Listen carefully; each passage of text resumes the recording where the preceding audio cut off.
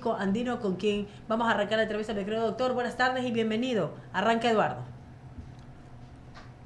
Sí, ¿cómo Buenas está? tardes. Sí, cuente.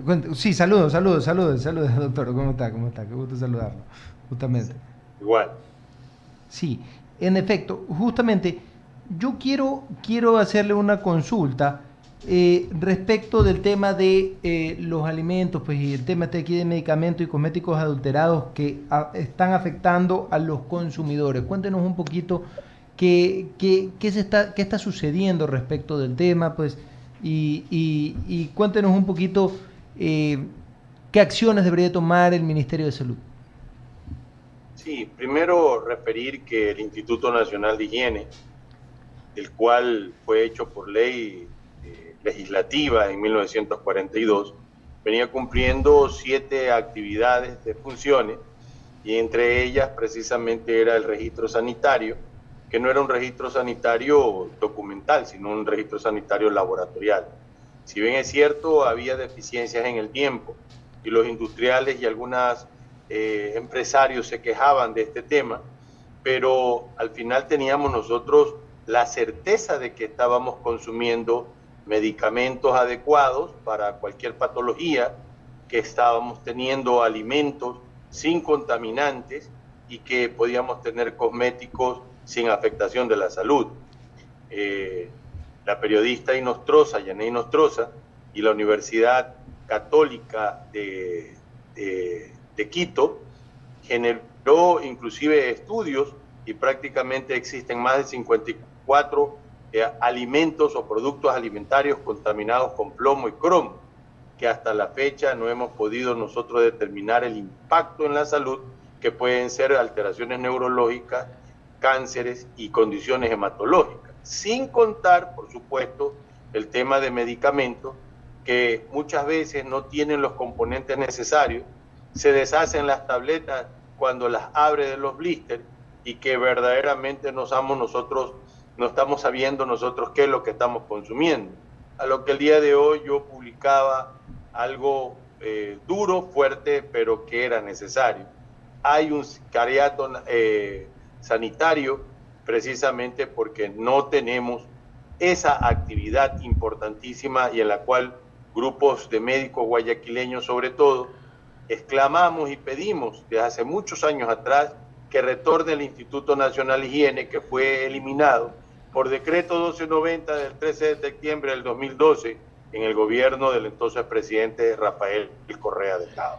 Ese es lo que está pasando en la salud de los ecuatorianos y que debe ser tomada en consideración y por decreto ejecutivo, tal cual fue decreto ejecutivo e inconstitucional, por supuesto, porque una ley de la República Legislativa no puede ser derogada por un decreto ejecutivo. Asimismo, en el decreto ejecutivo puede ser derogado con otro decreto ejecutivo y darle las funciones que venían haciendo por la salud pública esta noble institución. ¿Cree usted que debe de, en algún momento, pues esta nueva asamblea, pues que está actuando en concatenación con el presidente, proponer o se le va a proponer a esta nueva asamblea o al mismo presidente justamente poder recuperar el instituto? Cuéntenos un poquito. Creo que eso lo puede hacer el presidente de la noche a la mañana, así como generó el decreto 111, así como también determinó la eliminación de la tabla. Él puede con un decreto, sin necesidad de la asamblea, derogar el 1290 y volver a establecer con una transitoria. Nosotros decimos una transitoria, no hay que ser irracionales, no vamos a hacer de la noche a la mañana. La transitoria debe referir que mientras se reestructuren todas las funciones de esta noble institución, siga manteniéndose el ARSA, la Agencia de Regulación y Control Sanitario, y siga manteniéndose el INSPI, que actualmente poco investiga y poco hace para la salud pública en el Ecuador. Y el ARSA, obviamente, creo que debería tener una autoclausura, ¿no? Es que si el director del ARSA tuviera ese sentido, podría hacer algo inédito e histórico, autoclausurarse, porque el ARSA no está vigilando la salud de los ecuatorianos. ¿Qué tal, Francisco? ¿Cómo te va? Buenas tardes, un gusto saludarte. Luisa Delgadillo te saluda. Un gusto, gracias. Sí, reconocí esa voz. Reconocías la voz. Qué gusto saludarte y verte.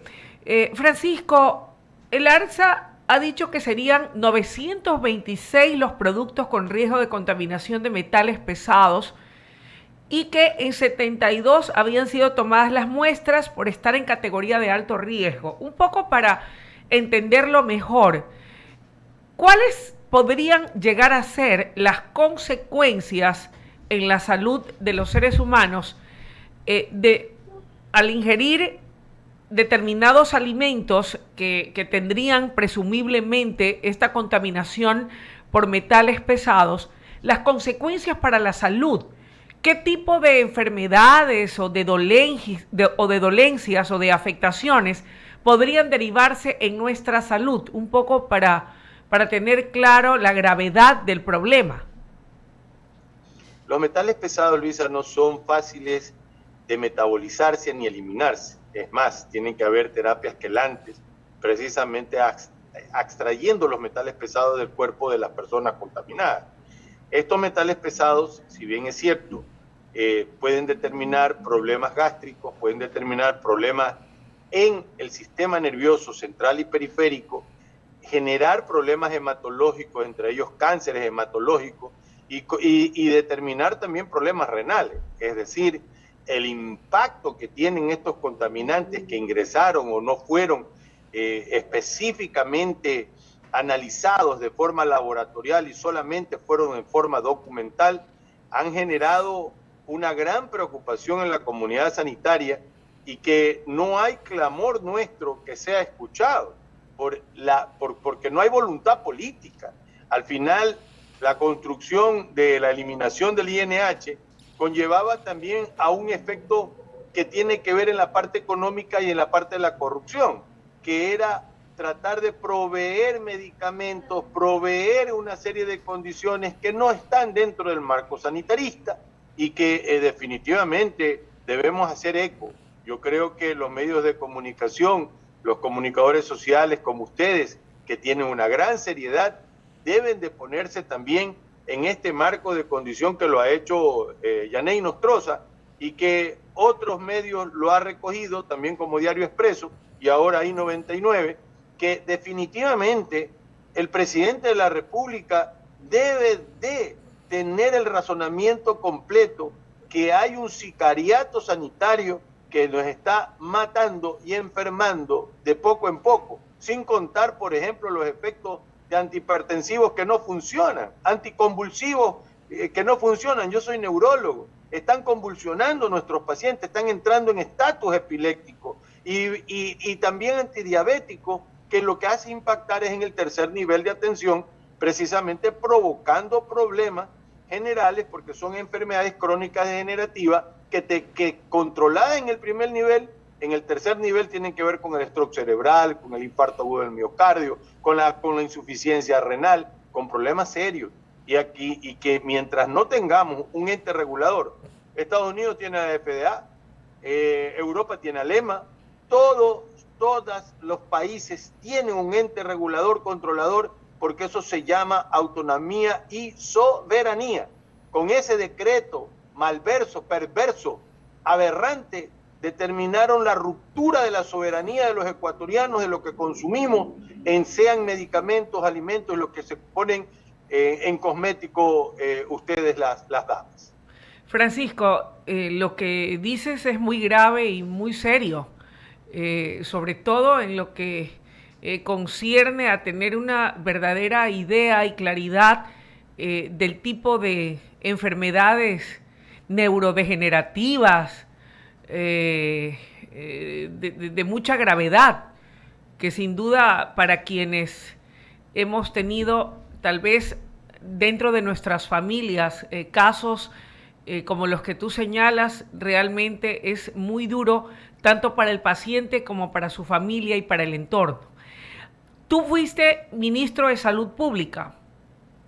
Más allá de puntualizar el hecho que es motivo esta tarde de la entrevista, ¿qué otros aspectos o cuál sería rápidamente y de forma sucinta, en honor al tiempo, tu diagnóstico de la salud pública en el Ecuador en estos momentos? En un gobierno corto, algunos lo llaman transitorio, y en donde tenemos lamentablemente una serie de otros problemas no menos graves, como es el tema de la inseguridad y del conflicto interno armado que estamos viviendo los ecuatorianos. Pero en lo concerniente a la salud pública como tal, ¿cómo se encuentra? Se encuentra herida de muerte y se encuentra en terapia intensiva. Brevemente te puedo referir, Luisa, que el perfil epidemiológico del Ecuador cambió y que definitivo tenemos nosotros que ver cómo se triplicaron, cuadriplicaron, quintuplicaron las enfermedades de transmisión sexual. No ha habido el control del VIH, la diabetes y la hipertensión es una de las principales causas de morbi y mortalidad incidente, la violencia que tiene que ver precisamente con las adicciones y también con estos procesos de enfermedades de transmisión sexual, hacen un ente medio horizontal, sin contar los problemas vectoriales por la eliminación del servicio de control de vectores, donde prácticamente Dios ha sido benévolo. Pero sí tuvimos más de 700 casos de dengue en el periodo anterior y que vemos nosotros que la posibilidad de retornar precisamente al paludismo, mirar cómo crece el Chagas y cómo crece la leishmania y ver precisamente los problemas de las enfermedades hídricas por falta de agua y de alcantarillado y de una serie de cosas que le competen a los gobiernos autónomos descentralizados, definitivamente la salud no tiene parangón. Encima que hemos privatizado el sistema sanitario en la parte operativa de diagnóstico y de ciertos tratamientos, con una proveeduría que pasan más de 4.000 y 5.000 millones de dólares en deuda a los proveedores externos, donde prácticamente se desarmó, se destartaló el concepto operativo y el concepto universal y público de la salud. Y a la larga, con todo eso que se muestra como problema, no tenemos una normativa después de una constitución del 2008. No hay una normativa, no hay un código orgánico de la salud. Se centralizó demasiado la salud. Se hizo esto de las zonas, distritos y circuitos, que es aberrante, y que deberíamos nosotros retornar a la provincialización, y con todo este esquema que te acabo de resumir, definitivamente la salud pública está moribunda y de terapia intensiva, que necesita sobre todo decisión política, y una decisión política más encima del apoyo verdaderamente en ese sentido. Si bien es cierto la violencia en la cual todos estamos conscientes, debemos estar todos juntos para poder retornar a un país de tranquilidad, no deja de ser cierto que los problemas de salud y la educación y la falta de producción son problemas serios en este país, que verdaderamente mientras más pobreza hay, más enfermedad hay, y eso es lo que nosotros tenemos que tomar en consideración. Doctor Andino, ¿cómo está? Lo saluda Leonidas Castro. A propósito de lo que usted señalaba, ¿no? La crisis que se vive a nivel de salud y esa centralización que usted señala. Por ejemplo, el tema de los medicamentos, la adquisición de medicamentos, todo está centralizado. Posibilidades de comprar medicamentos también a través de la OMS, abaratar los costos, de alguna manera podrían servir para suplir de abastecimiento a hospitales y que los sistemas sean no solamente Seguro Social y el Ministerio de Salud por separado, sino que sea una cadena, que sean un gran nexo entre todo lo que sería el sistema de salud. Cambiarlo con decisión política. ¿Usted cree que puede haber en este gobierno esa decisión política de hacerlo? No lo sé, porque no hemos visto en salud, a lo menos. Hay decisiones políticas del presidente que las ha tomado desde el inicio y nosotros nos congratulamos de esa condición.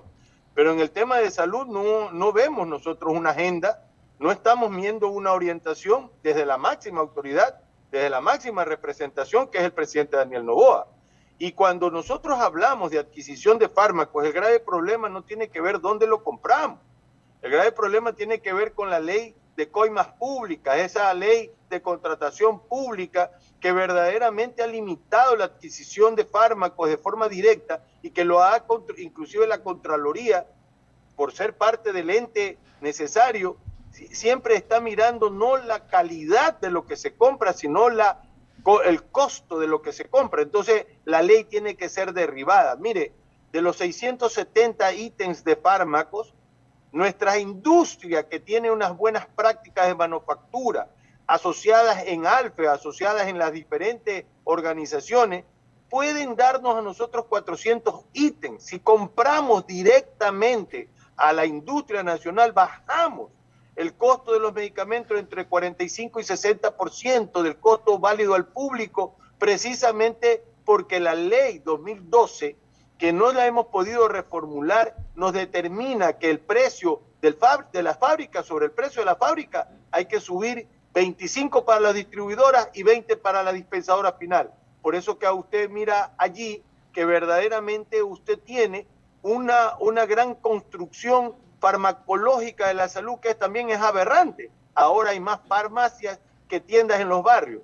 Ahora existen más distribuidoras que prácticamente panaderías. Entonces, eso significa que algo está mal, porque no estamos mirando población sana, estamos mirando población enferma, y para ello se necesita una orientación de política pública estructurada desde la máxima autoridad, que es el presidente de la República, y de allí para abajo para que copien, tanto la gente de la Seguridad Social, como el Ministerio de Salud, como el ISFA, el ISPOL, que deberían estar ya en una red pública de salud de acuerdo al artículo 360 de la Constitución.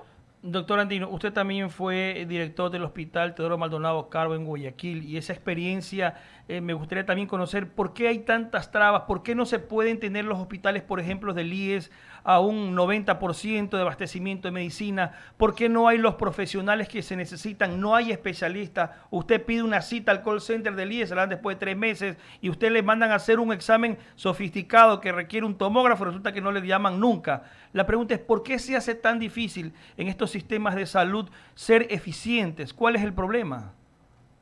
El problema es que la salud de la Seguridad Social es un seguro de salud. Y eso tiene que ver con 3 ejes. El primer eje, el número de prestaciones, que son infinitas en el Seguro Social. Y es más, nadie puede negarle que usted tenga que bajarle el planeta Marte para darle salud a alguien y lo judicializa y tiene que hacerlo. El segundo eje es el número de aportantes y el tercer eje es el cálculo actuarial. La Seguridad Social, si no cambia su estructura orgánica, es decir, derriba en la resolución 535, que derribe precisamente este hecho de no tener una atención primaria en salud, a la cual hemos hecho propuestas a un último programa en Telerama al presidente de la institución, en la cual se le ha dicho, vea, con las unidades de la Seguridad Social Campesina, con las unidades de los anexos que están de dispensario, que lo tienen las empresas, debemos nosotros cumplir el primer nivel de atención. Entonces, usted no va a poder cubrir, y lo que usted dice es cierto, porque también el señor Correa le entregó salud a las cónyuges y a los niños menores de 18 años, sin cumplir inclusive lo que le correspondía el 40% de la jubilación y el 40% de las enfermedades catastróficas. Destartaló la Seguridad Social y entonces se aportan 2.200.000 en el Seguro General, 1 millón y pico en la Seguro Social Campesino, precisamente con toda la familia, y usted tiene precisamente 8.500.000 personas por atender, no puede cubrir. Para ello es necesario hacer un sistema previsional de salud, y vuelvo a repetir algo que lo dije hace un momento, hay que hacer el sistema público de salud que reza en el artículo 360 de la Constitución, y que el ex vicepresidente de la República lo puso en el plan decenal. Ese plan decenal deberíamos nosotros ponerlo como política de Estado. Si el presidente de la República no toma el problema de salud con una voluntad política que permita darle beneficio a la gente no va a sentir el beneficio también de lo que es necesario. Hoy compramos a veces hasta agujas para poderle dar salud a la gente. Y nos tocó estar en un hospital complejo, subimos nosotros el porcentaje, pero luego de ello las estrategias no se le determinan ni son factibles, mientras la aberración de la gran cantidad de beneficiarios versus los que están financiando el sistema no se puede hacer de esa manera. Hay que construir un sistema de salud y esa es la apelación que damos nosotros a la Asamblea Nacional. Muy bien, muchísimas gracias al doctor Francisco Andino, exministro de Salud y también coordinador del Foro de la Salud, por haber estado con nosotros. Agradecerle, doctor, habrá más oportunidad para seguir conversando con ustedes. Buenas noches. Buenas noches, un gusto estar con ustedes y al público que atiende este digno programa. Gracias, doctor. Gracias. Como siempre, lo vamos a seguir molestando. Importantes sus opiniones y sus conocimientos en los próximos días. Un abrazo. Un abrazo, Wendy. Chao. Abrimos el espacio a los mensajes.